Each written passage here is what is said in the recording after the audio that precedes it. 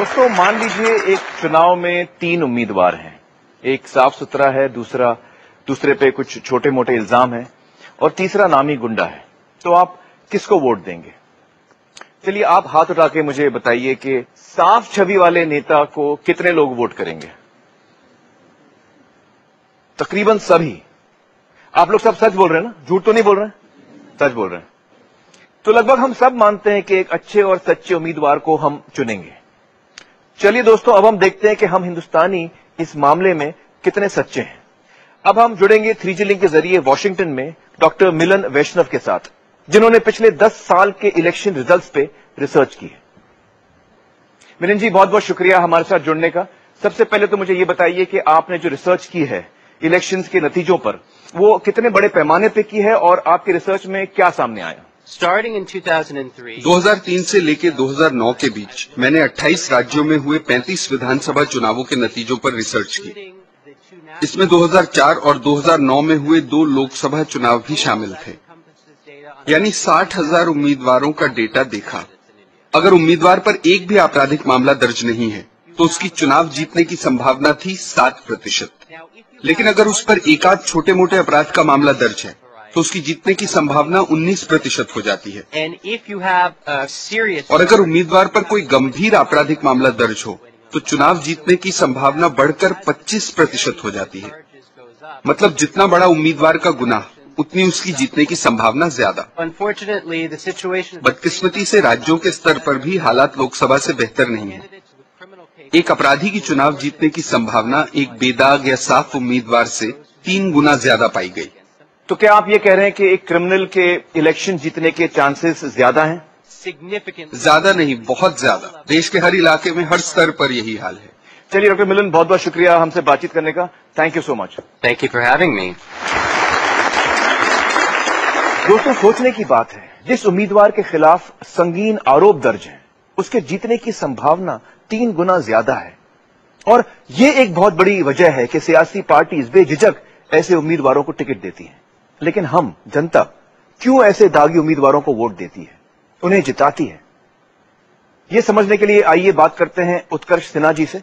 उत्कर्ष जी एक अनुभवी पत्रकार हैं और उन्होंने इस विषय को बहुत करीब से देखा है। उत्कर्ष जी, जब हम अपने आप को पूछते हैं कि क्या हम दागी नेता को वोट देंगे, तो हमारे मन में जवाब आता है नहीं। पर फिर भी ये दागी नेता जीत जाते हैं। क्या लोग जानते नहीं कि जिस नेता को वो वोट दे रहे हैं वो दागी है? बहुत साफ जानते हैं। जो भी कैंडिडेट इलेक्शन लड़ने आता है, उस कैंडिडेट के बारे में उस कंस्टिट्यूएंसी के लोग सबसे ज्यादा जानते हैं जी। और खासतौर से अगर एक अपराधी है तो वेल नोन फेस है। तो ये क्यों, हम उसको फिर वोट क्यों देते हैं? जाति एक बहुत बड़ा सच है इस हिंदुस्तान में। और अगर आप देखिए क्रिमिनल्स के रिकॉर्ड, तो आप ये पाएंगे कि वो पर्टिकुलर कंस्टिट्यूएंसी भी, उसके सजातीय लोगों का वोट परसेंटेज वहां ज्यादा है। और समझ इस तरह से बनी हुई है कि चोर तो भाई साहब सब हैं, तो जो अपनी बिरादरी वाला है उसी को क्यों नहीं, उसी को चुन लेते हैं फिर। तो इन अपराधियों का राजनीति में आना कब शुरू हुआ? 1970 के आखिरी दौर भारतीय राजनीति में बहुत महत्वपूर्ण रहा है। उसके बाद इनकी एंट्री तेज हुई। अच्छा, लेट 70s में। उसके पहले इनका काम होता था बूथ कैप्चरिंग तक थे। बूथ कैप्चरिंग करना अपने लीडर के लिए। तो पहले ये जो अपराधी थे या जो गैंगस्टर थे, ये सपोर्ट करते थे? पहले ये सपोर्टर थे। जैसे जमींदार का लठैत होता है, वैसे ये नेता के लठैत थे। फिर थोड़ा मजा आया, बोले अच्छा नेता जी तो ताकत हमारी और मजा ले रहे हैं आप, तो मैं क्यों नहीं भाई। जब भीड़ मैं जुटा रहा हूं, जब चंदा मैं जुटा रहा हूं, गोली लाठी मैं चला रहा हूं, तो भैया कुर्ता तुम क्यों पहनोगे? कुर्ता तुम क्यों पहनोगे? कुर्ता तो हम भी पहन सकते। अब वो कुर्ता पहन लिया भाई। तो जब इनस्टेबल गवर्नमेंट्स बनी, तब इनकी जरूरत इसलिए बढ़ गई कि जिताऊ उम्मीदवार की खोज हर पार्टी करने लगा। और जिताऊ उम्मीदवार कौन? जिसके पास उसकी जात का वोट हो, उस वोट को डलवाने के लिए साम दाम दंड भेद हो और उसके पीछे पैसा हो। पैसा काला ही पैसा होना चाहिए, क्योंकि जिस तरह से इलेक्शन में पैसे खर्च होते हैं वो काला पैसा ही खर्च होता है। तो ये सारी चीजें ही विनेबिलिटी बना रही हैं। जी। अब दूसरा सवाल ये है कि क्यों ये लोग जीत रहे हैं जबकि नॉन अपराधी हैं। जी माफ कीजिएगा, ये हम लोगों को खुद सोचना पड़ेगा, क्योंकि समाज जिस तरीके से इन अपराधियों को स्वीकार कर रहा है या रोल मॉडल बना रहा है।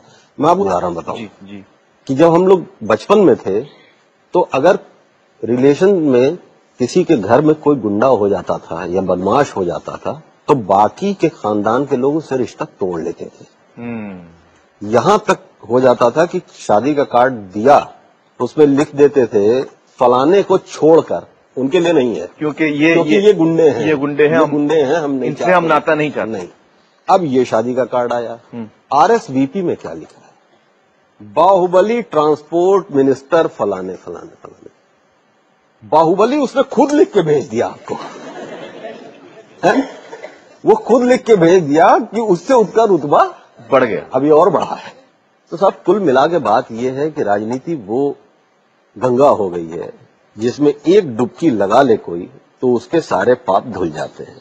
तो मतलब गुंडों के साथ दोस्ती उनके लिए इज्जत, दिल में इज्जत और प्यार। भाई लोग गर्व महसूस करते हैं और गर्व मन से महसूस करते हैं, ये भी मैं नहीं मानता। अब इसके पीछे एक और आपको चीज देखनी पड़ेगी। जो हालत है सिस्टम का, आम आदमी बहुत कमजोर है। अब गरीब की जरूरत को कौन समझ रहा है? सरकारी व्यवस्था कतई नहीं समझ रही है। अगर मैं पावरफुल नहीं हूं और मेरे पर कोई अत्याचार हुआ और मैं पुलिस स्टेशन गया तो पुलिस स्टेशन के बाहर मुझे ऐसे बैठ के कितनी देर तक इंतजार करना है दरोगा जी का, ये मैं ही जानता हूं।